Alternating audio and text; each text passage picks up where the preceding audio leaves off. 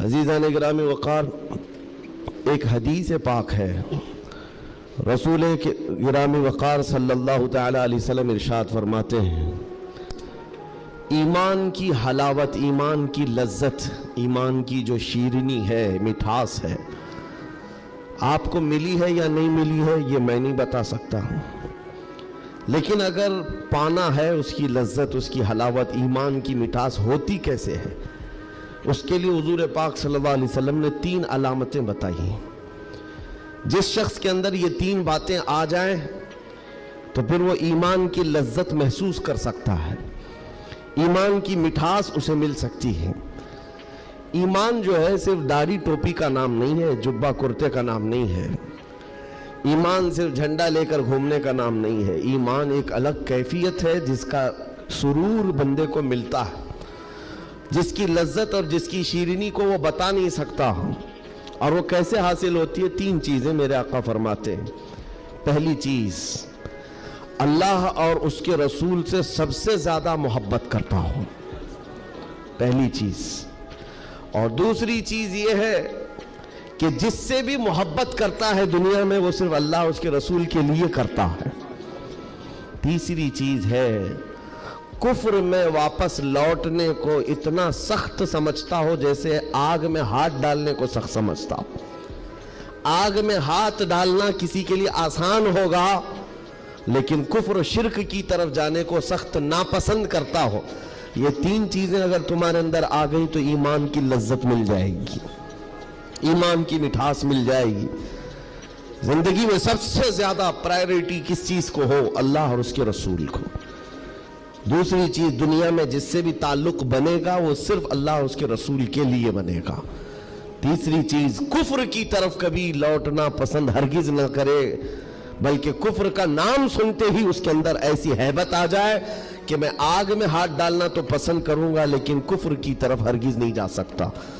یہ 3 چیزیں تمہارے اندر ہیں یا نہیں، آپ آبزرو کر لیں، خود آپ اس کا احتساب کر لیں کبھی بیٹھ کر کے کہ میں زندگی میں سب سے زیادہ کس سے محبت کرتا ہوں۔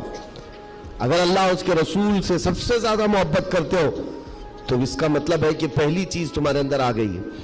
اور اپنے تعلقات کو دیکھ لو، جس سے بھی آپ کے تعلقات ہیں وہ اللہ اور اس کے رسول کی رضا کے لیے ہے تو دوسری چیز بھی تمہارے اندر ہے۔ اور تیسری چیز بہت امپورٹنٹ ہے جو اس زمانے کے لیے ہے، کفر کی طرف لوٹنا اتنا ناپسند کرتا ہو جتنا آگ میں جانا بھی ناپسند نہ کرتا ہو۔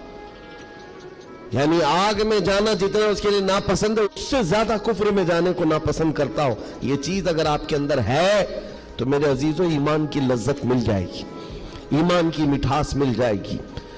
اس دور کے حالات کے اعتبار سے میں اگر بات کروں، قرآن کی آیت تو 1400 سال سے یہ اعلان کر رہی ہے، وَمَن يَبْتَغِي غَيْرَ الْإِسْلَامِ دِينًا فَلَن يُقْبَلَ مِنْهُ۔ اسلام کے علاوہ کسی بھی دین کی طرف تم منہ بھی لگائے، توجہ بھی کیے تو قیامت کے دن پھر وہ سب سے بڑے گھاٹے میں ہوں گے، ہرگز قبول نہیں کیا جائے گا۔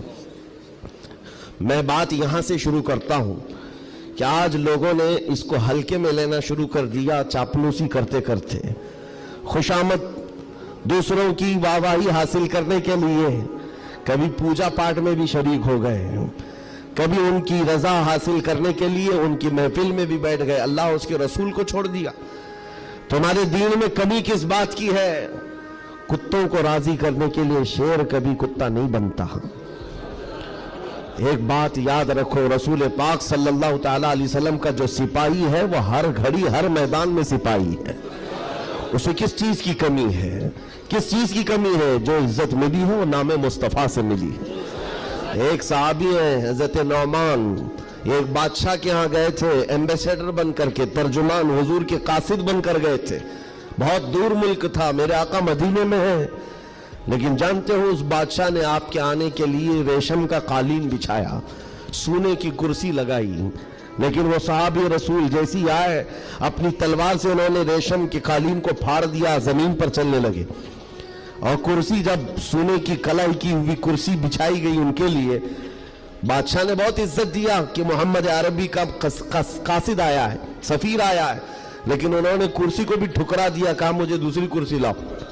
کیوں؟ صرف اس لیے اس بادشاہ نے پوچھا کہ اتنا زیادہ غرور ہے عرب والوں میں، اتنا زیادہ ایٹیٹیوڈ ہے محمد عربی کے غلاموں میں، ان کے سفیروں میں؟ صحابی رسول نے کہا نہیں، نہ یہ غرور ہے نہ یہ تکبر ہے۔ میرے آقا صلی اللہ تعالی علیہ وسلم نے فرمایا ریشم کا استعمال مرد کے لیے حرام ہے، سونے کا استعمال مرد کے لیے حرام ہے، تو میں مدینے میں رہوں تب بھی غلام ہوں، دنیا میں کہیں پر رہوں تب بھی میں غلام ہوں۔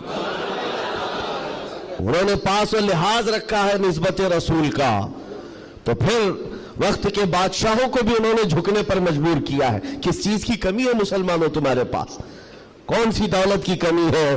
سب سے بڑی دولت تو تمہارے پاس یہ ہے، آج تک ایک بہت بڑی بات میں بتاؤں آپ کو، یا آپ کی مسجد کے امام ہیں، محبت چاہے جتنی بھی کرتے ہوں آپ ان سے، عقیدت جتنی بھی کرتے ہوں، ایک دن ان سے کہہ دینا مولانا عبد الکریم اپنے باپ کا نام لے کر لوگوں کو رکوع میں جھکا کے دکھائے،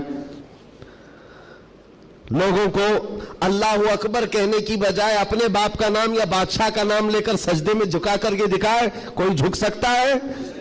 ارے بادشاہ وقت بھی یہاں آ کر کھڑا ہو جائے اور کہے میرے نام سے جھک جاؤ، مجال ہے کوئی ایک بھی پیشانی جھکے گی؟ نہیں جھکے گی۔ ہاں اگر ایک کمزور کسان کا بچہ بھی حافظ قرآن ہو اور آ کر مصلی پر صرف اللہ کا نام لے، سب کی پیشانیاں جھکتی۔ یہ خاصہ ہے اس قوم کا کہ اس قوم کو اگر جھکایا جا سکتا ہے تو صرف اللہ کے نام پر۔